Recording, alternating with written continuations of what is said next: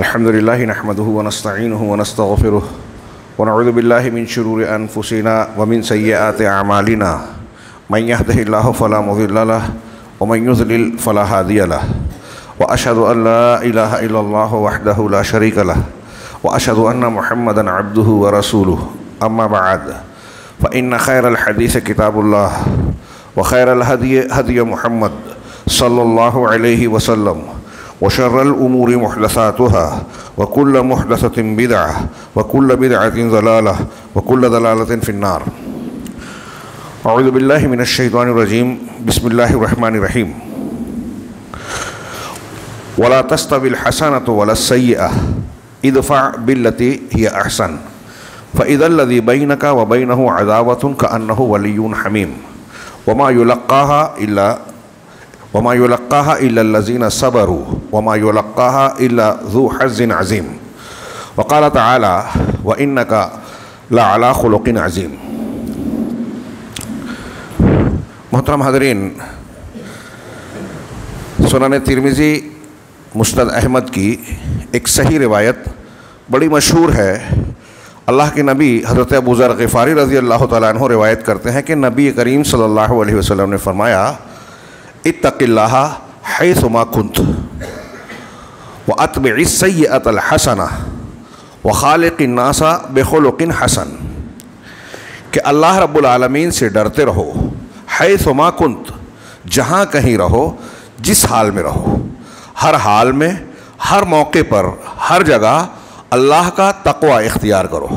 واتبع السیئۃ الحسنہ، اور اگر تقوی کے حق میں کمی رہ جائے، کوئی تقصیر، کوتاہی، غلطی ہو جائے، بشری تقاضے سے انسان سے ممکن ہے غلطی ہوگی اور یقینی ہے، تو ایسا ہو جانے پر برائی ہو گئی تو اس کے بعد نیکی کرو جو اس برائی کو مٹا دے. وخالق الناس بخلق حسن، اور لوگوں سے اچھے اخلاق اور اچھے برتاؤ کے ساتھ پیش آؤ، معاملہ کرو. یہ تین جملے ہیں اللہ کے نبی جناب محمد رسول اللہ صلی اللہ علیہ وسلم کے جوامع الکلم میں شمار کیے جانے کے لائق ہے. ان تین جملوں میں اللہ کے نبی صلی اللہ علیہ وسلم نے اللہ کے حقوق اور بندوں کے حقوق کو انتہائی جامع اور مختصر الفاظ میں گھیر دیا ہے کہ اللہ رب العالمین کا تقوی، یہ پہلی نصیحت جو قرآن میں اللہ نے ہر قوم سے بار بار کی. استغفر اللہ واتقوہ، اللہ تبارک و تعالیٰ سے مغفرت طلب کرو اور اس سے ڈرتے رہو. اللہ کے نبی صلی اللہ علیہ وسلم نے یہ تلقین بار بار کی. عبادات، دین کے بہت سارے احکامات کا مقصد ہی یہی بتایا گیا کہ قربانی کا مقصد یہ ہے کہ تمہارے دلوں میں تقوی پیدا ہو. روزے کا مقصد یہ ہے کہ تم متقی بن جاؤ، لعلکم تتقون. اس تقوی کی تفصیل ہم پڑھتے رہتے ہیں، جس کی مختصر تشریح یہ ہے کہ شریعت پر عمل کرنا. اللہ رب العالمین نے جن چیزوں کو کرنے کا حکم دیا مان لیا جائے، اس پر عمل کیا جائے، اور جن چیزوں سے منع کیا، جس کو منہیات یا ممنوعات کہتے ہیں، ان سے بچا جائے. یہ ہے تقوی، شریعت کی پابندی. تو اس ایک جملے میں شریعت کی پابندی اور اللہ رب العالمین کے حقوق کی رعایت، اس کو پورا کرنے کی بندے کی جانب سے حتی الامکان کوشش آ گئی. یہ بڑی جامع نصیحت ہے. ہمیں اس حدیث کو بچے کو یاد کر لینا چاہیے ترجمے اور مفہوم کے ساتھ، اور یہ بھی یاد رکھنا چاہیے کہ اگر دنیا اور آخرت میں کامیابی چاہیے ہر معاملے میں، تو اس حدیث کی روشنی میں اور دوسری تمام شریعت کی تعلیمات ہیں. اس سے ہٹنا کامیابی سے دور ہونا ہے. کامیابی چاہیے تو اس پر عمل کرنا ہے، اس کو اپنی زندگی کا عنوان، اصول، ضابطہ بنا لیا جائے کہ تقوی اختیار کرنا ہے ہر حال میں. کسی بھی میدان میں جائیں، آپ گھریلو معاملات درپیش ہوں، دوست و احباب سے معاملات ہوں، اور اگر گھر کے باہر آپ جاتے ہیں، تعلقات کے باہر معاملات، لین دین، حلال حرام، کسی ادارے میں ملازمت کر رہے ہیں یا اپنے ماتحت کسی کو دیکھ رہے ہیں، کام اور معاملات چلا رہے ہیں، سیاست میں ہیں، جماعت میں ہیں، ہر جگہ تقوی ضروری ہے. اللہ رب العالمین ہمارے یہاں آگے آ رہا ہے حسن اخلاق. حسن اخلاق میں عام طور سے یہ مفہوم کیا جاتا ہے، اس روایت کا بھی سیاق و سباق ہے کہ بندوں سے جو ہمارا برتاؤ ہو وہ اچھے ڈھنگ سے ہو. اب اخلاق میں بہت ساری چیزیں ہیں، سچ بولنا، صبر کرنا، معافی اور درگزر سے کام لینا طاقت و قوت پا جانے کے باوجود، سخاوت، حیا، شرم و حیا، جو اخلاقی بنیاد پر شرم و حیا ہے، ہاں بے جگہ نہیں، ہر ایک کی اپنے مقام ہے، سخاوت، ہاں اور اس طرح نرم گفتاری، نرم مزاجی، دوسروں کی نصیحت کو قبول کرنا، تکبر نہ کرنا، تواضع انکساری اختیار کرنا، جھوٹ نہ بولنا، سچ بولنا، ایسی بہت سی چیزیں، امانت داری، خیانت نہ کرنا، ایسی بہت ساری چیزیں اخلاقیات اور خلق حسن کے باب میں بیان کی جاتی ہیں۔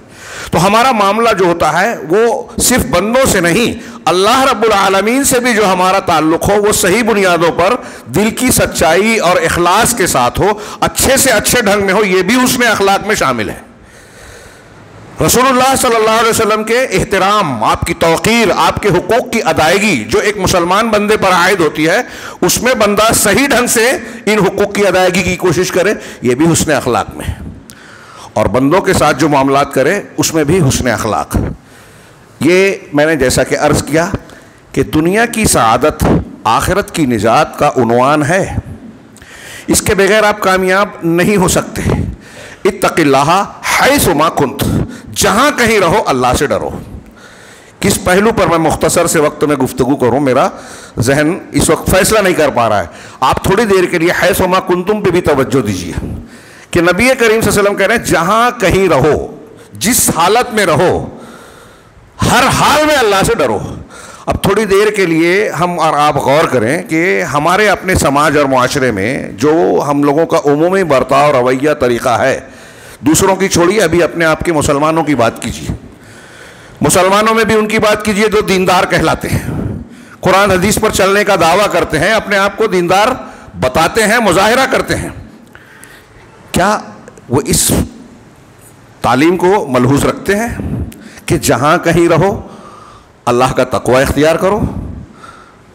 ہم فضائل کو، نیکیوں کو اختیار کرتے ہیں کہ اجر و ثواب ملے گا۔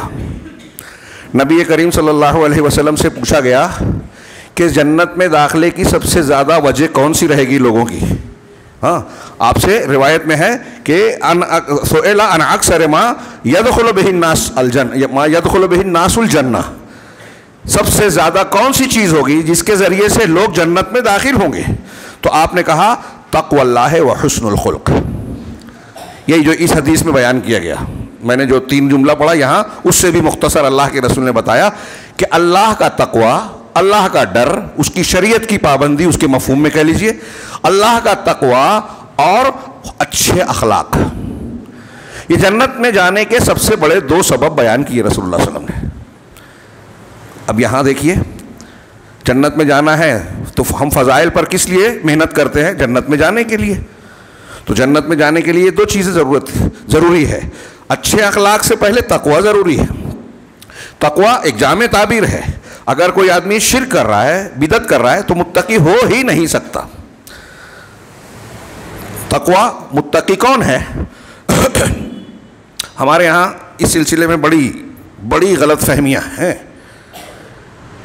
جیسے کہ یہی میں نے ابھی فضائل والی بات کہی، اور جہاں شخصیت پرستی کا بول بالا ہے، دکانیں چل رہی ہیں دین کے نام پہ، تو وہاں کیا ہوتا ہے کہ بزرگ کا ہاتھ تھام لیا جائے، کسی پیر صاحب یا کسی فلاں اور فلاں اور فلاں سے رابطہ تعلق جوڑ لیا جائے، وہ کھینچ کے جنت میں لے کے چلے جائیں گے۔ انا للہ و انا الیہ راجعون، پورے دین کو ملیہ میٹ کر دیا گیا۔ ہمارے ہاں کیسی کیسی باتیں کہ مجذوب ہے، وہ فلاں ہے، وہ ڈھما ہے، وہ بہت پہنچا ہوا ہے۔ اچھا پہنچا ہوا بھی کسے مانتے ہیں؟ اللہ کا ولی بھی کسے مانتے ہیں؟ جس کو مان لیا کہ بہت پہنچا ہوا ہے، نماز روزہ نہ کرے، وہ یہاں بیٹھا ہے نماز نہیں پڑھا، وہ آنکھ بند کر کے کعبہ میں نماز پڑھ لیتے ہیں، وہ ان پر سے شریعت ساقط ہو گئی ہے، کوئی ننگ دھڑنگ ہے، کوئی روزہ نہیں رکھ رہا ہے۔ کیا ایسے لوگ متقی ہو سکتے ہیں؟ الا ان اولیاء اللہ لا خوف علیہم ولا هم یحزنون، اللہ کے اولیاء پر کوئی خوف نہیں ہوتا، نہ وہ غمزدہ ہوتے ہیں۔ کون ہے اللہ کے اولیاء؟ قرآن نے کہا الذین آمنوا وکانوا یتقون، یہ وہ ہیں جو ایمان لائے اور متقی ہیں، تقوی اختیار کرتے ہیں۔ اس کا مطلب یہ ہوا کہ جو ایمان والا نہیں ہے، ایمان نہیں رکھتا، یا جس کے اندر تقوی نہیں ہے، وہ اللہ رب العالمین کا ولی نہیں ہو سکتا۔ یہ قرآن کہہ رہا ہے۔ علامہ ابن تیمیہ نے کہا کوئی اگر غیر مومن کو اور غیر متقی کو تقوی و اللہ کا ولی مانتا ہے تو وہ قرآن کی اس آیت کو رد کر رہا ہے۔ قرآن کی اس آیت پر وہ ایمان نہیں رکھتا, وہ کفر کر رہا ہے. اب قرآن کی اس آیت کی روشنی میں اور جو میں نے بیان کیا اس کی روشنی میں یہ دیکھیں کہ قرآن متقی کسے کہتا ہے. تو آپ پڑھیے الف لام میم ذالک الکتاب لا ریب فیہ ھدی للمتقین, یہ قرآن متقیوں کے لیے ہدایت ہے. آگے اللہ نے متقیوں کی کچھ صفات بیان کی. ھدی للمتقین الذین یؤمنون بالغیب ویقیمون الصلاۃ ومما رزقناہم ینفقون. پھر اسی سورہ بقرہ میں آگے پڑھیے لیس البر ان تولوا وجوہکم قبل المشرق والمغرب ولکن البر من آمن باللہ والیوم الآخر والملائکۃ والنبیین. نیکی یہ نہیں ہے کہ تم مشرق اور مغرب کی طرف رخ کرو. کفار مکہ آج کل ہمارے یہاں بھی ظاہری کچھ چیزوں پر خوب بحث کرتے ہیں, ایمانیات اور حقیقی عقائد پر توجہ نہیں ہے. کچھ رسمی چیزیں, دکھاوے کی چیزیں, اور بحث زیادہ کرتے ہیں, عمل نہیں کرتے. قابلیت کا مظاہرہ سوشل میڈیا دیکھ لیجیے, جتنی قابلیت سوشل میڈیا پہ دکھتی ہے اگر وہ قابلیت عمل میں آ جائے تو مسلمانوں کو کا بیڑا پار ہو جائے. تو اللہ تعالیٰ نے کہا کہ یہ جو بحث مباحثہ کرتے ہو فضولیات میں, یہ نیکی نہیں ہے. کفار مکہ کرتے تھے مشرق اور مغرب, بلکہ اصل نیکی یہ کہ اللہ پر, آخرت کے دین پر, ملائکہ پر, نبیوں پر ایمان لایا جائے. اور جو شخص وآت المال علی حبہ, اور اللہ کی محبت میں جو اپنا مال خرچ کرتا ہے, ذوی القربہ قرابت داروں میں, یتیموں میں, مسکینوں میں, مسافر کے لیے. پڑھیے وہ آیت وآت المال علی حبہ ذوی القربى والیتامى والمساکین وابن السبیل. اور پھر بأساء اور ضراء, تنگی اور پریشانی کی حالت میں صبر کرتا ہے, جمع رہتا ہے, نماز قائم کرتا ہے, زکوٰۃ دیتا ہے. اور صفات بیان کی اللہ نے اس آیت کے آخر میں کہا اولئک الذین صدقوا واولئک هم المتقون. یہی لوگ سچے ہیں اور یہی لوگ متقی ہیں.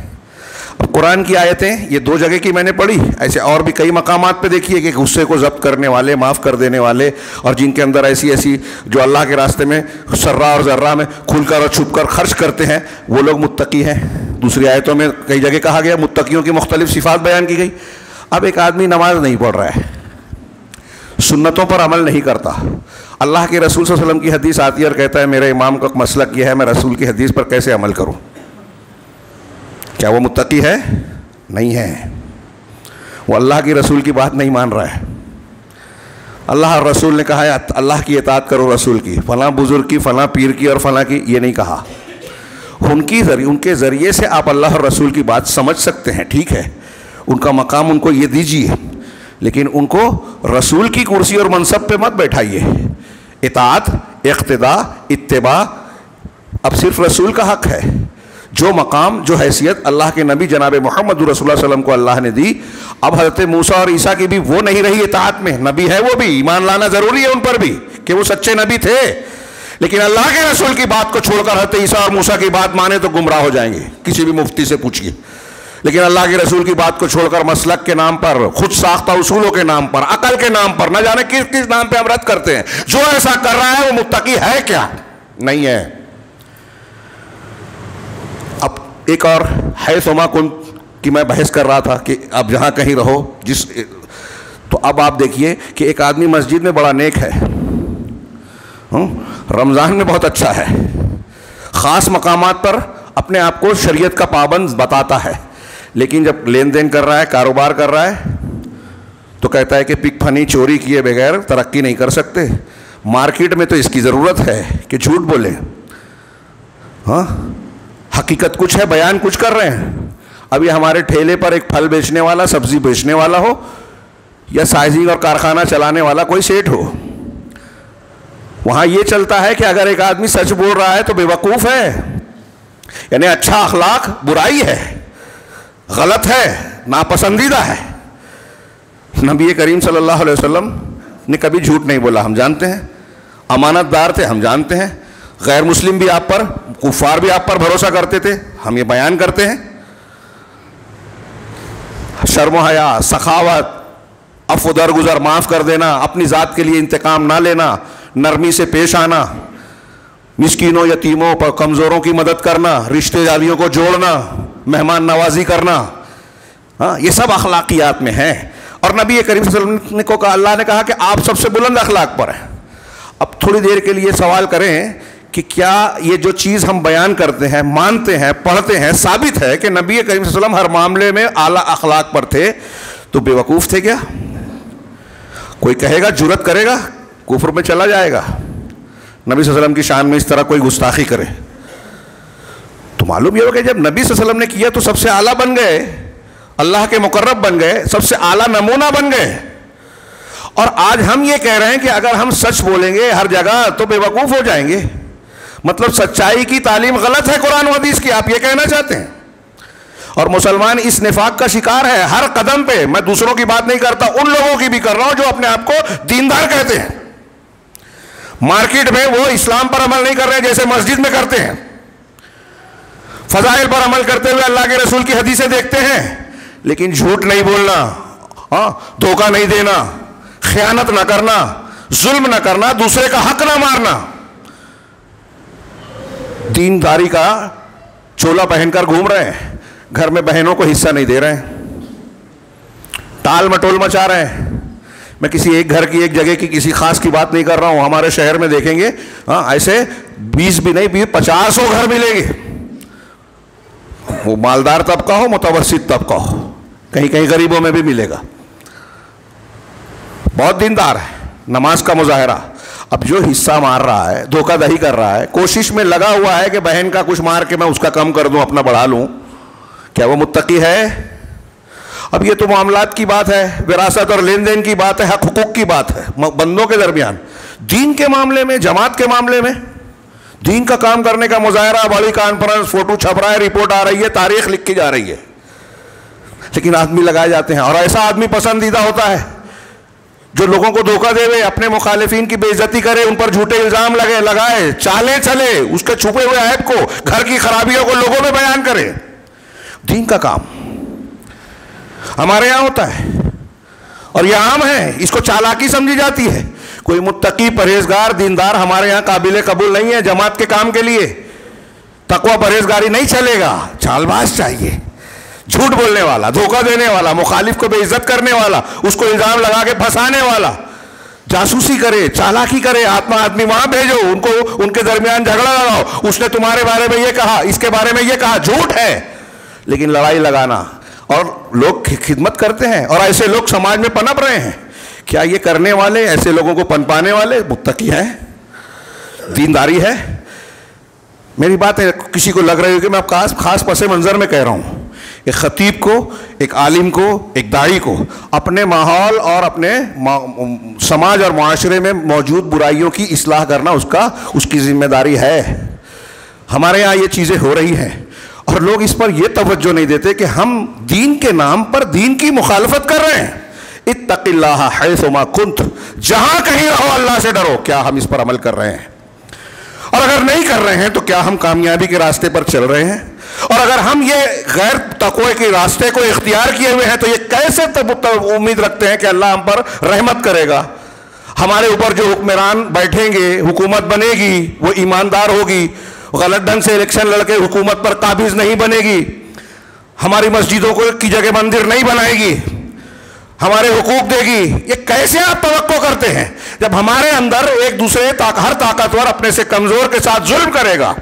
جب وہ ہم اور آپ ایک دوسرے کے خلاف سازش کریں گے، جھوٹے الزامات لگائیں گے، جھوٹ بولیں گے، دین اور اللہ اور رسول کے حقوق کے تقاضے کیا ہیں، اس سے زیادہ اس بات کی فکر ہوگی کہ میرا نام ہو، میرا فوٹو چھپے، ہمارا مخالف کمزور ہو جائے، وہ دوسرے کام تو چھوڑو، تقریر اور دین کا کام بھی نہ کر سکے، خطبہ نہ دے سکے، درس نہ دے سکے، یہاں تک کوشش ہم کریں۔ یہ تقویٰ ہے؟ ان لوگوں کو دکھا کے فوٹو چھاپ کر غیر مسلموں کی طرح، کافروں کی طرح آپ اپنے آپ کو تسلی دے دیں گے؟ کتنے دن ایسا ہوگا؟ والعاقبۃ للمتقین۔ قرآن کو مانتے نہیں ہیں ہم لوگ۔ قرآن کہتا ہے کہ حق کے نتیجہ، انجام متقیوں کے حق میں ہوتا ہے۔ ہم نہیں مان رہے ہیں، ہم جھوٹ بول کے، چال بازی کر کے، دھوکہ دے کے، دوسروں پر الزام لگا کے، اس کو نیچا دکھا کے، اس کے بارے میں غلط سلط باتیں پھیلا کر، جیسے آج میڈیا کر رہا ہے، بڑے پیمانے پر حکومتیں، سیاستدان لوگ کرتے ہیں، ویسے ہمارے دیندار طبقہ کر رہا ہے، اور اس کو چالاکی سمجھتے ہیں، اور پھر جب پروگرام ہوتا ہے تو اپنی صاف شفاف شبیہ پیش کرتے ہیں۔ دین کی بڑی خدمت کر رہے ہیں، اپنے پیدا ہونے سے پہلے کے اپنے کارنامے بتاتے ہیں. میں جب پیدا نہیں ہوتا جب میں نے یہ کیا تھا، اور لوگ مانتے ہیں، سنتے ہیں، ریکارڈ بنتا ہے، فوٹو چھپتا ہے. یہ میں تھوڑا مبالغے سے بول رہا ہوں لیکن سمجھانے کے لیے کہہ رہا ہوں کہ ایسا ہی ہے. جو ہم نے کیا نہیں وہ بیان کرنے کی کوشش کرتے ہیں. آپ نامہ اعمال میں لکھ کر قیامت کے دن اجر و ثواب چاہتے ہیں، یا لوگوں کی تعریف توصیف اور ریکارڈ چاہتے ہیں کہ تاریخ میں یہ لکھا جائے اور وہ لکھا جائے؟ اکثر سچے جو قربانی دینے والے ہیں وہ تاریخ میں گم ہیں، اور یہی ایسے ہی لوگوں کی وجہ سے کہ جو خدمت کرتے ہیں ان کو لوگ نہیں جانتے. جو طاقت پر رہتے ہیں وہ تاریخ لکھواتے ہیں، رپورٹ بنواتے ہیں. میں کسی اس پر توجہ نہیں دے رہا ہوں، ایک عمومی بات کرنا چاہتا ہوں. ہمارا اور آپ کا جو معاملہ ہر جگہ بگڑا ہوا ہے، اللہ کی رحمت ہر جگہ روٹھی روٹھی نظر آتی ہے. ہاں، حکومتیں، ابھی ماحول بن رہا ہے ملک میں، کیسا بن رہا ہے؟ ظلم کا، مندر کے افتتاح کا ماحول بنایا جا رہا ہے. اس میں ہم مسلمان تو مسلمان، غیر مسلم مبصرین، انصاف پرور جو غیر مسلم ہیں وہ بھی کہہ رہے ہیں کہ ملک کے حالات بگڑ سکتے ہیں. محض حکومتیں الیکشن کے فائدے کے لیے، حکومت پر قابض رہنے کے لیے سب کچھ کرنے کو تیار ہے. فساد ہو، جھگڑا ہو، لوگوں کے گھر ٹوٹ جائیں، قتل ہو جائے، برباد ہوں. ان کو لگتا ہے کہ ہماری حکومت کے لیے اتنی بات تو چلے گی. لوگوں کے آنسو، لوگوں کی جمع پونجی کا تباہ ہو جانا، بھوک مری، قتل ہو جانا، قریبی لوگوں کا دنیا سے چلا جانا، اس سے ان کو کوئی فرق نہیں پڑتا بظاہر، اور ایسے کیسز کرتے ہیں. ہم وہاں کی اصلاح اگر چاہتے ہیں تو یہ کرنا ہوگا جو رسول اللہ صلی اللہ علیہ وسلم کا فرمان میں نے پڑھا، قرآن و حدیث کی تعلیم ہے. ہاں، بار بار یہ سبق ہم اور آپ پڑھتے ہیں، قرآن میں جگہ جگہ ہے کہ اگر ایمان اور تقوی ہوگا تو اللہ کی رحمتیں برسے گی، برکتیں آئے گی. وَلَوْ أَنَّ أَهْلَ الْقُرَىٰ آمَنُوا وَاتَّقَوْا لَفَتَحْنَا عَلَيْهِمْ بَرَكَاتٍ مِّنَ السَّمَاءِ مَنْ عَمِلَ صَالِحًا مِّن ذَكَرٍ أَوْ أُنثَىٰ وَهُوَ مُؤْمِنٌ فَلَنُحْيِيَنَّهُ حَيَاةً طَيِّبَةً. یہ اللہ کا فرمان ہے جو غلط نہیں ہو سکتا کہ جو بھی نیک عمل کرے، مرد ہو یا عورت، من عمل صالحا من ذکر او انثی، اور مرد ہو اور عورت، جو بھی نیک عمل کرے، ہاں، اور وہ مومن، اس حالت میں کہ وہ مومن ہو، اگر ایمان کے ساتھ نیک عمل کرے گا، فلنحیینہ حیاتا طیبہ، تو ہم اسے حیات طیبہ، خوشگوار زندگی دیں گے. ہماری زندگی خوشگوار ہے کیا؟ ہماری زندگی خوشگوار نہیں ہے عمومی طور پر. ہاں، کیا کیا سازشیں ہو رہی ہیں، کوششیں ہو رہی ہیں، ہم پڑھ رہے ہیں، دیکھ رہے ہیں اور ڈر بھی رہے ہیں. ہمارے عوام بڑے بڑے لوگ سہمے ڈرے ہوئے ہیں، اور اب تو مسلمان ہی نہیں، غیر مسلم لیڈران بھی ڈرے سہمے ہیں کہ کہیں اس کا چھاپا نہ پڑ جائے، کہیں اس کو ہماری فائل نہ کھل جائے، ہماری بے ایمانیاں سامنے نہ آ جائے، لپیٹ نہ دیے جائیں. اس میں سودے بازیاں ہو رہی ہیں، بلیک میلنگ ہو رہی ہے، اور کیا کیا سب ڈر رہے ہیں. ہمارے اپنے کرتوتوں کا یہ نتیجہ ہے. آپ اگر صحیح رہیں گے تو نہیں ڈریں گے، اور ڈر خوف اللہ دور کرے گا. ایمان اور عمل صالح ہوگا تو حیات طیبہ ملے گی. بات تھوڑی طویل ہو گئی، مقصود ظاہر ہو گیا کہ اللہ کے نبی صلی اللہ علیہ وسلم کا یہ پہلا جملہ، جہاں کہیں رہو تقوی اختیار کرو. تقوی کے تعلق سے بہت کچھ کہا جا سکتا ہے. آگے ہم بڑھتے ہیں. اللہ کے رسول صلی اللہ علیہ وسلم کا دوسرا جملہ، اتق اللہ حیث ما کنت، اور میں نے اشارہ کیا یہ خاص طور سے جائزہ لیا جائے، مجھ پر تان و تشنیع کی جائے کہ مولانا نے اس کو بولا، اس کو بولا، کسی کو، سب کو بولا، اپنے آپ کو بھی بولا. یہ کہنے کے بعد غور کیجئے کہ کیا یہ غلط ہے. جہاں تک آواز جائے میں ان سے کہہ رہا ہوں، آپ سے کہہ رہا ہوں، اپنے آپ سے کہہ رہا ہوں. غور کیجئے کہ کیا اگر ہم دین کا کام کر رہے ہیں، جماعت کا کام کر رہے ہیں، گھر میں معاملات کر رہے ہیں، اور وہاں جھوٹ سے کام لیتے ہیں، دھوکہ دیتے ہیں، جھوٹے الزام لگاتے ہیں، مخالف کے تعلق سے ہم زیادہ فکر کرتے ہیں، اللہ اور رسول اور دین کا کیا تقاضا ہے اس سے زیادہ ہمارے دماغ میں یہ بسا رہتا ہے کہ فلاں کو کیسے بے عزت کیا جائے، نیچے دکھایا جائے، روکا جائے، منع کیا جائے. دین کو، شرک کو، بدعت کو ختم کرنے کی میٹنگ سے زیادہ مخالف کو ختم کرنے کی میٹنگ ہوتی ہے. تھوڑی دیر کے لیے سوچئے، یہ کہ میں کہہ رہا ہوں چھوڑ دیجئے، لیکن یہ سوچئے کہ کیا یہ صحیح ہے؟ کیا یہ تقوی ہے؟ کیا یہ اللہ کے پاس آپ کو فائدہ دلانے والا ہے؟ یا دنیا اور آخرت دونوں جگہ، یہاں بھی آپ وقت ضائع کر رہے ہیں اور وہاں بھی آپ نقصان اٹھائیں گے. اسی وقت میں اگر آپ کوئی تعمیری کام کریں، اپنی ذات، اپنی جماعت، قوم و ملت اور دین کی خدمت والا کوئی کام کریں، تو فائدہ ہوگا یا نقصان؟ کون سا زیادہ بہتر ہے؟ جواب واضح ہے، لیکن اگر انسان کے دل پر پردے پڑ گئے, اللہ کی توفیق سے محروم ہے, تو ساری نصیحت کی باتیں, اچھی باتیں, حکمت کی باتیں دھری کے دھری رہتی ہیں. ابو جہل, ابو لہب کے سامنے اللہ کے رسول صلی اللہ علیہ وسلم تھے, لیکن انہوں نے حق کا راستہ نہیں اختیار کیا, توفیق نہیں تھی, بدبختی تھی. تو اللہ سے ڈرتے رہو, جہاں رہو, جیسے رہو, تقوی اختیار کرو. اس سلسلے میں شیخ عبدالرزاق کی ایک پیراگراف میں پیش کرنا چاہتا تھا, اس معنی میں کہ عام طور سے اخلاقیات کے معنی میں جو ہے تقوی اور اخلاقیات میں جو ہے اللہ کا باب چھوڑ دیا جاتا ہے. آگے بڑھتے ہیں پہلے کہ اس کے بعد اللہ کے رسول نے فرمایا, وہ آگے پیش کروں گا. اللہ کے رسول صلی اللہ علیہ وسلم نے آگے فرمایا وَأَتْبِعِ السَّيِّئَةَ الْحَسَنَةَ, اور برائی کے پیچھے نیکی لاؤ. اگر آپ سے کوئی برائی سرزد ہو جائے, غلطی ہو جائے, تو اس کے بعد حسنہ یعنی نیکی اور بھلائی کا کام لو, تقوی اختیار کرو. اللہ کے قرآن میں فرمان ہے, ہم خطبۃ الحاجہ میں پڑھتے سنتے ہیں کہ یا ایھا الذین آمنوا اتقوا اللہ حق تقاتہ, اے ایمان والو اللہ سے ویسے ڈرو جیسے ڈرنے کا حق ہے.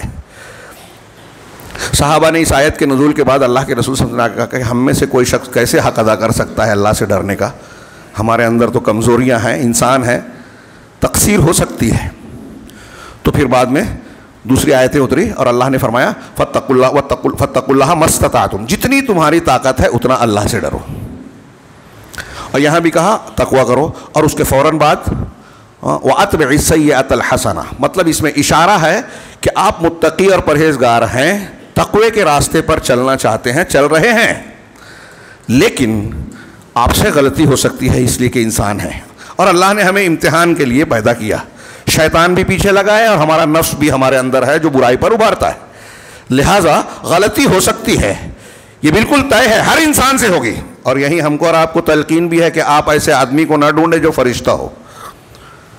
ہمارے یہاں کسی کی کوئی چھوٹی سی غلطی ہے, لوگ چلانے پکارنے لگتے ہیں, کون سا اسلام مانتے ہیں سمجھ میں نہیں آتا. کسی کے عیب کو ظاہر کرنا, بتائیے یہ نیکی ہے, دین کی تعلیم کا حصہ ہے. اور دوسروں کو تو چھوڑیے, اگر امام, مؤذن, عالم, داعی سے کچھ ہو جائے تو زیادہ چیلا پکار مچتی ہے, جس کو زیادہ چھپانا چاہیے. میں یہ نہیں کہتا کہ جانبداری برتی جائے, اس کی برائی کو برائی مان کے اس کی اصلاح کی کوشش کی جائے, لیکن اس کو بدنام کر کے, اس کو بے حیثیت کر کے اس کے کام کو روک دینا, لوگ جو اس سے فائدہ اٹھاتے ہیں وہ فائدے کا سلسلہ بند کر دینا, یہ دین نہیں ہے, بہت بڑی غلطی ہے. اور اس حدیث سے اور ایسی بہت سی حدیثوں سے پتہ چلتا ہے کہ غلطی ہر انسان سے ہوگی, وہ مسجد کا امام ہو, مؤذن ہو, امام عالم ہو, تقصیر ہر ایک میں رہے گی. اس لیے اللہ کے رسول نے کہا کہ تقوی اختیار کرنے کے بعد جب غلطی ہو جائے وَأَتْبِعِ السَّيِّئَةَ الْحَسَنَةَ, کہ اس برائی کی کے پیچھے نیکی کرو, تمحوہا, جو اس کو مٹا دے گی. اسے ایک بہت زبردست قاعدہ معلوم ہوا شریعت کا جو قرآن کی آیت میں ہے, ان الحسنات یذہبن السیئات, کہ نیکیاں برائیوں کو مٹاتی ہیں. اب ایسی کتنی نیکیاں ہیں, بہت سے طریقے ہیں کہ آپ اگر کسی سے برائی کر رہے ہیں. اس سے یہ بھی پتہ چلا کہ ایک آدمی نے غلطی اگر کی ہے, آپ اس کو بیان کر رہے ہیں, اب اس کی غلطی معاف ہو گئی, گناہ معاف ہو گیا, لیکن آپ بیان کر رہے ہیں کہ اس نے ایسا ایسا گناہ کیا. اب معاف کرنے والے, یہ ایک پورا ایک عنوان ہونا چاہیے کہ وہ نیکیاں جو برائیوں کو ختم کرتی ہے, ساری نیکیاں ہیں. صحیح مسلم کی مشہور حدیث آپ نے بہت سنی ہے کہ ایک جمعہ سے دوسرے جمعہ, ایک نماز, الصلوات الخمس, 5 نمازیں جمعہ سے جمعہ تک اور رمضان سے رمضان تک, اس میں جو عمل بندہ مومن کرتا ہے وہ اس کے بیچ کے گناہوں کا کفارہ ہوتا ہے, وہ مٹا دیتی ہیں غلطیوں کو. مجتنبت الکبائر, اس میں آخری جملہ ہے حدیث میں, جب تک کبیرہ گناہوں سے بچا جائے. مطلب یہ صغیرہ گناہ معاف کرنے کے ذرائع ہیں. وضو سے برائیاں جھڑتی ہیں, جیسا کہ حدیثیں آپ جانتے ہیں, نماز سے جھڑتی ہیں. اسی طرح بہت ساری نیکیاں ہیں. آپ سے کوئی غلطی, آپ کو خطا ہو رہی ہے, آپ لوگوں کے ساتھ احسان کریں, آپ کی نیکیاں بڑھے گی, برائیاں زائل ہوگی. لوگوں کی اذیت پر صبر کریں, لوگوں کے ساتھ تعاون کریں, ان پر اللہ نے عطا کیا ہے خرچ کریں, معاف کریں. ہاں, ایسی کسی کو آپ نے قرض دیا ہے اس کے ساتھ تجاوز کریں. بخاری مسلم کی ایک حدیث ہے مختلف سندوں سے اور الفاظ میں کہ کہ قیامت کے دن ایک بندہ اللہ کے سامنے پیش کیا جائے گا, اللہ پوچھے گا کہ تو نے کیا نیکی کی, کہا کچھ خاص نیکی تو نہیں کی, کوئی نیکی نہیں کر سکا. تو کہا ایک چیز میں کرتا تھا, کیا تو نے مجھے دولت سے نوازا تھا, ہاں تو نے مجھے فلاں فلاں نعمت دی تھی, میں لوگوں کو دیتا تھا, قرض دیتا تھا, ان کی ضرورت پر دیتا تھا, لیکن اپنے ماتحتوں سے کہتا تھا, ملازمین سے کہتا تھا کہ اس قرض کی وصولی میں سختی مت کرنا, تجاوز کرنا, ڈھیل دینا, معاف کر دینا, کوئی نہیں دے سکتا ہے تو معاف کر دینا, اور میں ایسا ہی کرتا تھا, یہ نیکی تھی. تو اللہ تعالیٰ کہے گا فرشتوں سے کہ میرا یہ بندہ دوسرے بندوں سے ساتھ تجاوز, نرمی, تیسیر یعنی سہولت سے کام لیتا تھا, تو یہ اس بات کا حقدار ہے کہ میں اس کے ساتھ تیسیر کروں, آسانی برتوں, اس کو تجاوز کروں, اس کے گناہوں کو معاف کروں. آپ اپنے بندوں کے ساتھ معافی کا برتاؤ کریں گے, اللہ آپ کو معاف کرے گا. یہ قرآن کی آیت میں بھی ہے, واقعہ اس کے بعد میں بھی دیکھیے کہ کیا تم نہیں چاہتے کہ اللہ تم کو معاف کرے. ہاں, ابوبکر صدیق نے کہہ دیا تھا کہ میری بیٹی پر الزام لگانے والوں میں مستہ بھی ہے, میں ان کو مہینے کا وظیفہ دیتا ہوں, اب نہیں دوں گا. قرآن کی آیت اتری کہ ایسی قسم نہ کھائیں ایمان والے, اور آخر جملے میں کہا کہ کیا فَلْيَعْفُوا وَلْيَصْفَحُوا أَلَا تُحِبُّونَ أَن يَغْفِرَ اللَّهُ لَكُمْ, تو چاہیے کہ معاف کر دے, درگزر کرے. کیا تم اس بات کو پسند نہیں کرتے کہ اللہ تمہیں معاف کرے؟ ابوبکر صدیق نے آیت سنی, کہا اللہ تعالیٰ میں چاہتا ہوں کہ تو مجھے معاف کرے, میں مستہ کا وظیفہ بحال کرتا ہوں اور مرتے دم تک دوں گا. یہ ہے اچھا اخلاق. اور قرآن اور حدیث کی آیتیں سن کے وہ لوگ فوراً مان جاتے تھے, ہمارے دل سخت ہو گئے, ابھی سنیں گے, مانیں گے. کوئی نشاندہی بھی کر رہا ہے, جیسے میں نے ابھی بتایا کہ دین کا کام کرنے والے دھوکہ, جھوٹ, فریب, دوسروں پر الزام تراشی, چال بازی, سوشل میڈیا پر الٹی سیدھی باتیں, یہ دین کے کام کے لیے کر رہے ہیں, دین کے نام پر کر رہے ہیں, اور پیٹھ پیچھے رہ کے چوری چھپے منافقت کے ساتھ. ان کو آپ قرآن حدیث بتائیں گے نا تو وہ سمجھیں گے کہ یہ سب تو ہم ہضم کر چکے ہیں. ان کے لیے انہیں ایسا لگتا ہے کہ جنت ان کو لگتا ہے ریزرویشن ہے, اب کچھ بھی کریں گے اللہ کے یہاں بچ جائیں گے. پتہ نہیں کون سی خناس ان کے اندر ہے, وہ نہیں مانیں گے قرآن حدیث, وہ دوسروں کو بتائیں گے, کیونکہ اللہ کا ڈر ہونا چاہیے, اس کے لیے تقویٰ ہونا چاہیے. تو اللہ تعالیٰ نے ایک قاعدہ دیا کہ اگر آپ کے ساتھ برائی ہو جائے, تو آپ کے سے برائی سرزد ہو جائے, تو نیکیاں کیجئے.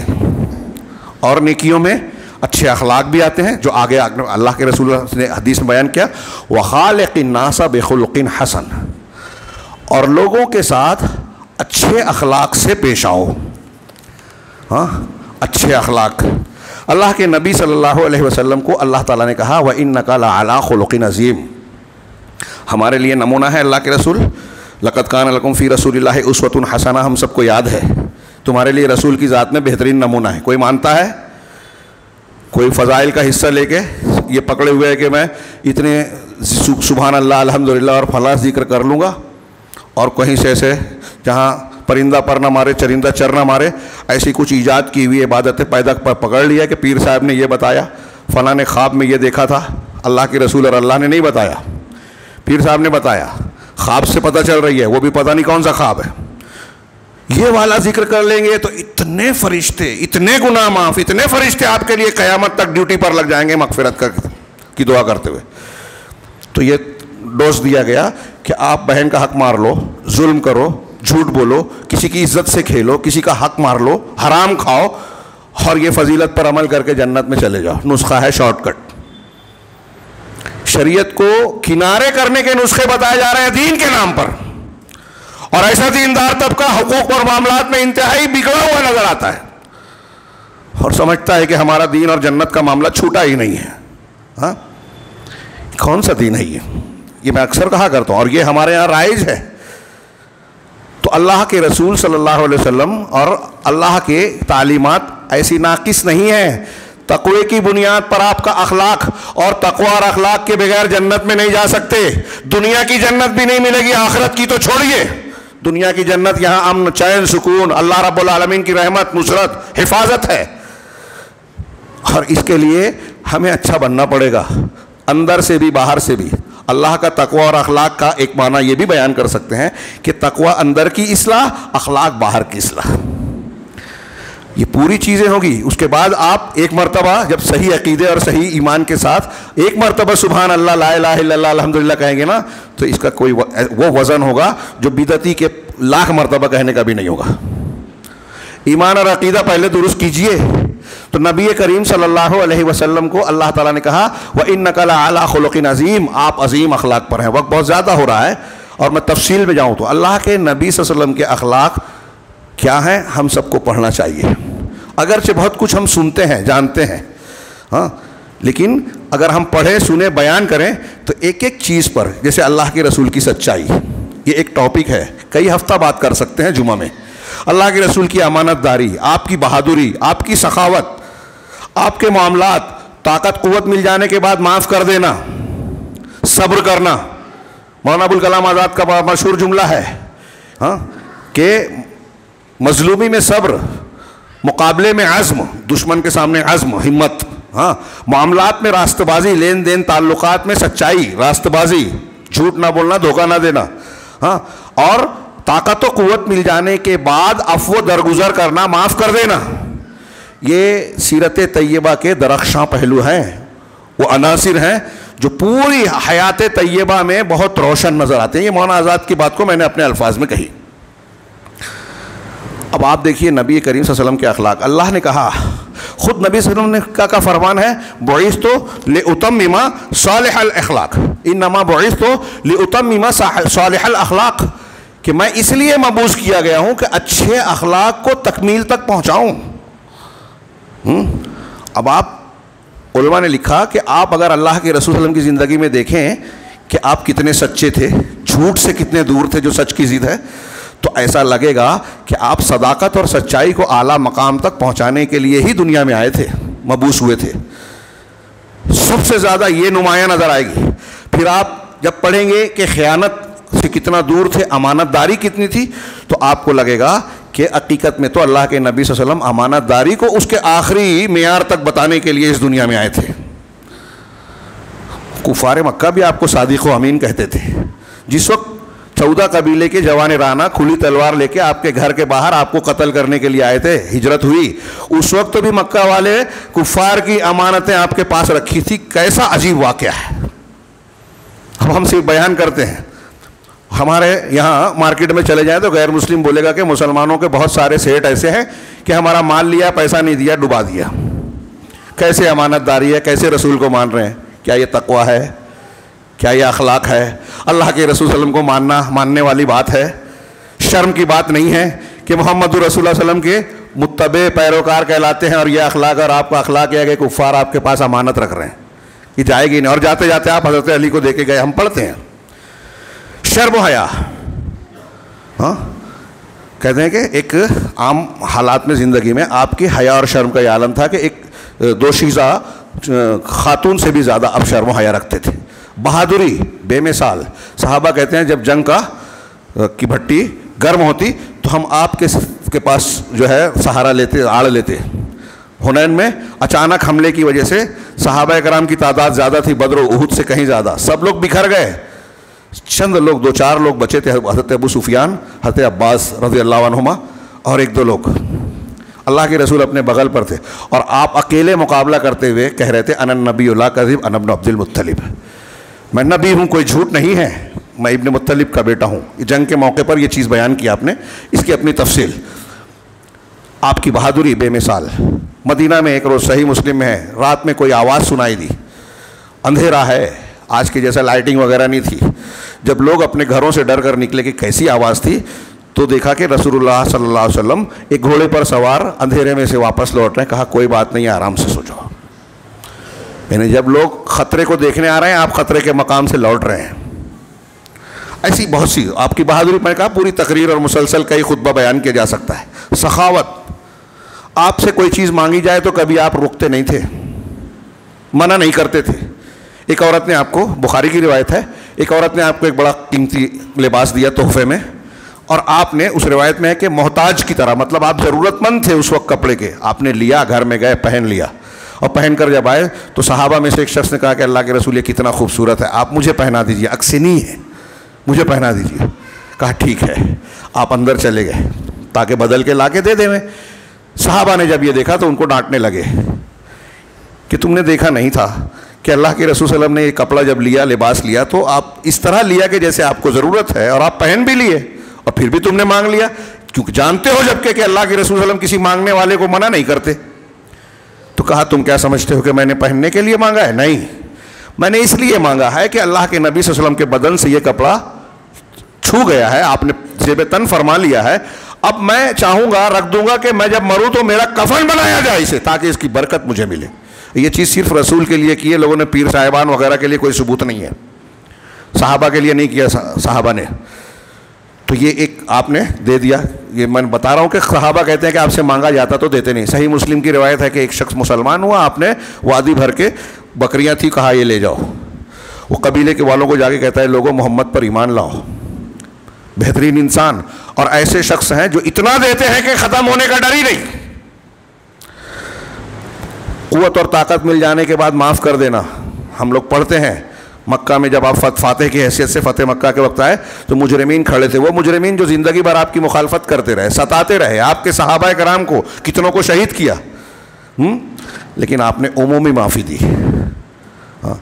آج ہماری اور آپ کی کوتاہی ہے کہ ہمارے رویے سے, ہمارے غلط مسلک سے, ہمارے تحریکی فکر سے دنیا کو یہ میسج دیا جاتا ہے, میڈیا یہ کہتا ہے کہ دیکھیے یہ مسلمان ہے تو شدت پسند ہے, تشدد ہے, دہشت گردی کا معاملہ ہے, ہاں وہ اسلام سے اسے جوڑتا ہے.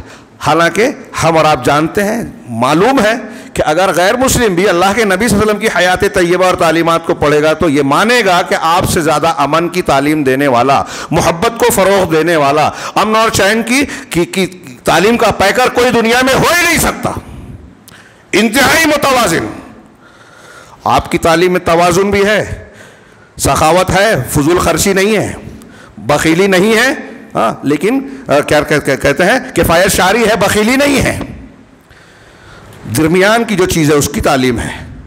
ہاں بہادری ہے, یہاں بے جذباتیت نہیں ہے جیسا کہ ہمارے نوجوان سمجھتے ہیں, احمق لوگ, جاہل لوگ, تہور, جذباتیت.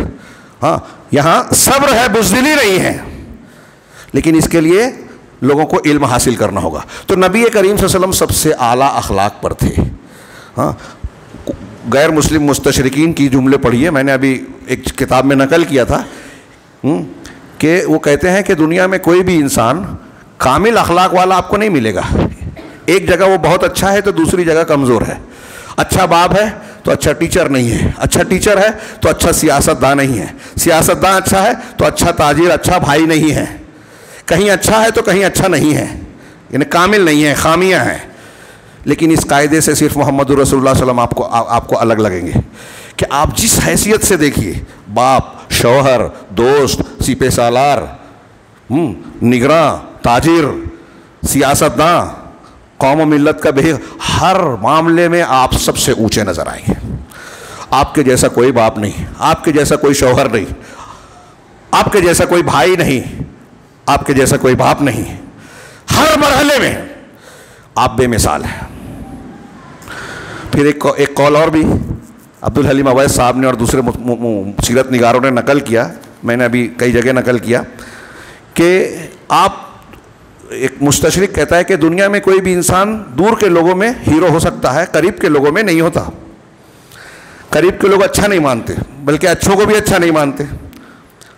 قابل لوگوں کو اس کے شہر کے لوگ سب سے زیادہ ناقدری کرتے ہیں, عام طور سے آپ کو نظر آئے گا. خیر اس پر میں ابھی تفصیل میں نہیں جاتا.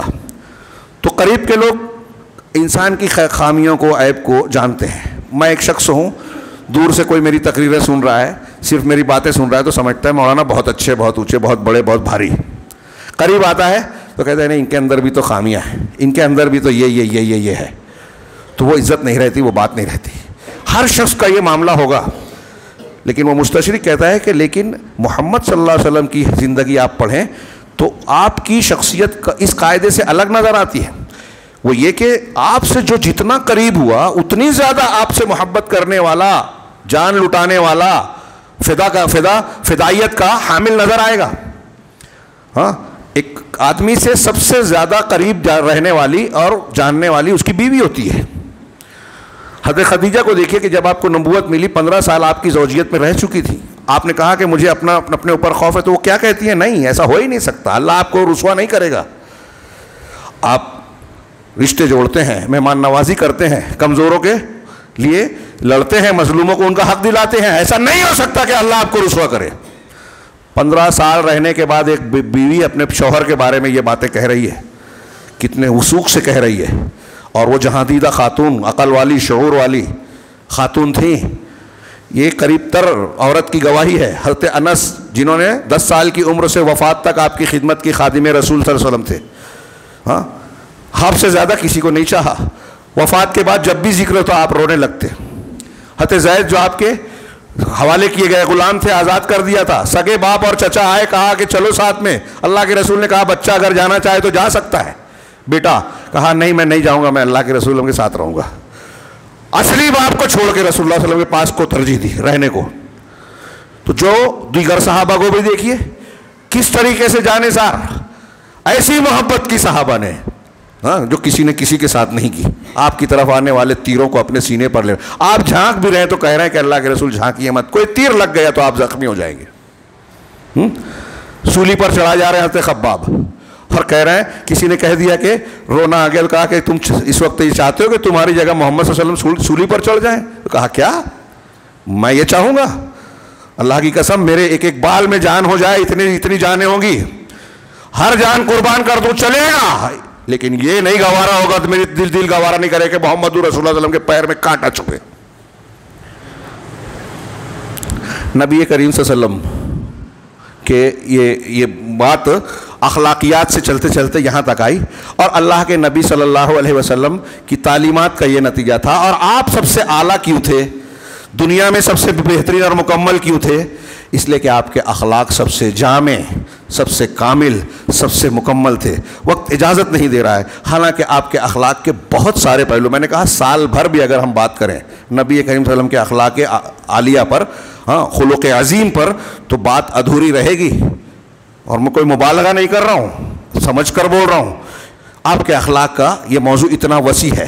اور یہاں شیخ نے کہا، شیخ عبد الرزاق نے، کہ شریعت میں اخلاق کا باب بہت وسیع ہے.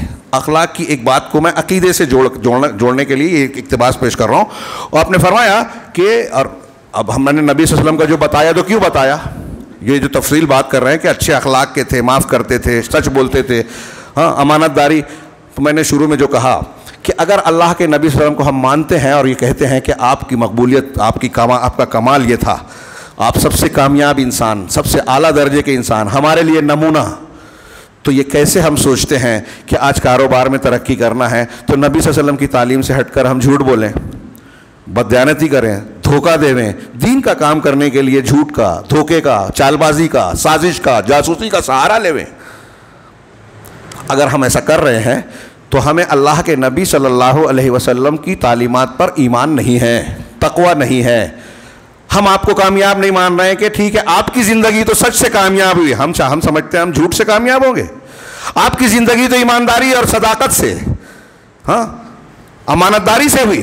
ہم چاہتے ہیں کہ ہم لوگوں کے مال میں خیانت کر کے، لوگوں کا حق مار کے کامیابی حاصل کریں، ترقی کریں. ہو سکتا ہے کیا؟ تھوڑی دیر کے لیے اس پر غور کرنا چاہیے، اور غور کریں. اسی ضمن میں شیخ عبد الرزاق صاحب نے کہا حفظہ اللہ نے کہ شریعت میں اخلاق کا باب بہت وسیع ہے. یہ صرف مخلوق کے ساتھ تعامل میں شامل نہیں ہے، بلکہ اچھا اخلاق اور ادب اللہ اور بندے کے درمیان بھی ہوتا ہے، رسول اللہ صلی اللہ علیہ وسلم کے ساتھ بھی ہوتا ہے، اور بندوں کے بیچ بھی ہوتا ہے. اللہ کے ساتھ بھی، اللہ اور بندے کے درمیان جو تعلقات ہیں اگرچہ زیادہ تر وہ عقائد سے متعلق ہیں، عبادات سے متعلق ہیں، لیکن ان میں بھی اخلاق ہے. اور اسی طرح اللہ اور رسول کے درمیان، ولہذا شیخ نے کہا اسی وجہ سے ہر وہ شخص جو غیر اللہ کی عبادت کرتا ہے، ہر وہ شخص جو غیر اللہ کی عبادت کرتا ہے وہ سب سے برے اور فاسد اخلاق کا مالک ہوتا ہے. ہاں، تو اس شخص کا اخلاق کیا معنی رکھتا ہے جس کو پیدا کیا اللہ نے اور وہ غیر اللہ کی عبادت کر رہا ہے. اللہ نے پیدا کیا، اللہ نے رزق سے اس کی مدد دی، سب کچھ اللہ دے رہا ہے، اور اس پر بہت ساری نعمتوں کا احسان کیا، اسے عطا دی، اسے صحت دی، عافیت دی، نعمتیں عطا فرمائی. ہاں، پھر وہ غیر اللہ کی پناہ پکڑتا ہے. تو مشرک آدمی جہاں عقیدے کا فساد میں مبتلا ہے، وہ سب سے بڑی بد اخلاقی بھی کر رہا ہے۔ یہ کہہ رہے ہیں کہ وہ عبادت کو غیر اللہ کی طرف پھیر رہا ہے، اسی لیے کہا کہ فَلِهَذَا فَإِنَّ فَسَادَ الْخُلْقِ مُلَازِمٌ لِلشِّرْكِ۔ یہ جملہ غور سے سنیے کہ اخلاق کی برائی یہ شرک سے جڑی ہوئی ہے، چمٹی ہوئی ہے۔ مطلب جو توحید پر رہے گا اس کے اندر اچھے اخلاق ہوں گے، جو شرک میں رہے گا برے۔ آپ مسلمانوں میں بھی دیکھ لیجئے، جن لوگوں کے یہاں شرک اور بدعت پائی جاتی ہے ان کا اخلاق، اور جو لوگ قرآن و حدیث پر عمل کرتے ہیں چاہے وہ کوتاہی کرتے ہوں، ان کا اخلاق دونوں میں موازنہ کریں گے تو آپ کو یہ بات سمجھ میں آ جائے گی کہ جہاں شرک ہے وہاں زیادہ برا اخلاق، اور جو جتنا زیادہ مشرک اور کافر ہوگا اتنا زیادہ بد اخلاق ہوگا۔ ہم دیکھ رہے ہیں کہ مشرکین اور کفار بستیوں کے بستیاں تباہ کر دیتے ہیں۔ ابھی تو مصنوعی زلزلوں اور طوفان اور سونامی کی بھی بات لوگ کہہ رہے ہیں، پتہ نہیں کہاں تک صحیح ہے۔ پوری کی پوری بستی کسی ملک کو پریشانی میں مبتلا کر دینا، اپنی معیشت اور اکنامی کو قابض ہونے کے لیے پورے دنیا کے اندر بیماری پھیلا دینا کہ اس بیماری کا ویکسین ہم بنائیں گے، دوا ہم بنائیں گے، ہم بیچیں گے، اس کے لیے پوری دنیا کے لوگوں میں بیماری پھیلانا، بہت سے لوگوں کو مار دینا، یہ کفر اور شرک والا کر سکتا ہے، ایمان والا نہیں کر سکتا۔ تو برا اخلاق جو ہے وہ شرک سے جڑا ہوا ہے۔ فَكُلُّ مُشْرِكٍ فَاسِدُ الْخُلْقِ، ہر شرک کرنے والا فاسد البرے اخلاق والا ہوتا ہے، اس لیے کہ اس کا شرک خود برے اخلاق کا حصہ ہے، بلکہ یہ اخلاق میں جتنے برے اخلاق ہیں سب سے برا اخلاق شرک ہی ہے، بدعت ہی ہے۔ چنانچہ لوگوں کے بعض اچھے معاملات سے آپ دھوکہ نہ کھائیں۔ اب یہاں یہ نقطے کی بات ہے کہ کچھ لوگ ایسے ہیں شرک کر رہے ہیں، کفر کر رہے ہیں، لیکن لوگوں سے بڑے اچھے معاملات کر رہے ہیں، اور اس پر وہ خوش فہمی کا شکار ہو جاتے ہیں۔ مسلمانوں کی برائیاں غیر مسلموں میں یا پبلک میں کیسے بہیں گے؟ مسلمانوں کے علاقے گندے ہوتے ہیں، ایسے ہوتے ہیں، ویسے ہوتے ہیں، ہے خامیاں ہیں، برائیاں ہیں تو ہیں۔ ہمارے یہاں راستے مسدود کر دیے جاتے ہیں، دوسروں کو تکلیف دی جا رہی ہے، یہ اخلاق کی کمزوری ہے، یہ بھی ہے۔ اماطۃ الاذی عن الطریق، یہ ایمان میں کا ادنا درجہ بتایا کہ راستے سے تکلیف دہ چیزوں کو ہٹا دیا۔ آج جمعہ دیکھیے کتنے ٹھیلے والے جو ہیں، ہاں غریب روزی روٹی کے نام پر وہ راستوں پر قبضہ کیے ہوئے بیٹھے ہیں، وہاں کوئی پھنس رہا ہے، ٹریفک جام ہو رہی ہے، کسی کا ایکسیڈنٹ ہو رہا ہے، انہیں کوئی لینا دینا نہیں۔ یہ بد اخلاقی کی انتہا ہے۔ آٹو والے کھڑے ہیں، کہیں بھی روک دیا، لوگوں کو تکلیف دے رہے ہیں۔ یہاں آداب بتائے نہیں جاتے، راستے کے آداب سیکھیں، جانیں، یہ بھی اخلاق کا حصہ ہے اور دین کی بنیاد اور تقوی سے جڑا ہے۔ چنانچہ شیخ نے آخری جملہ جو کہا وہ پیش کر رہا ہوں کہ کوئی شخص بظاہر اچھے معاملے سے دھوکہ نہ کھائے، جس پر بعض کفار ہوتے ہیں، کافر لوگ کچھ اچھے اخلاق کا، ان کے یہاں یہ ہوتا ہے کہ پبلک کو، گاہک کو لانا ہے تو اچھا مظاہرہ کیا جائے، اچھا معاملہ کیا جائے تاکہ ہمارا کاروبار چلے۔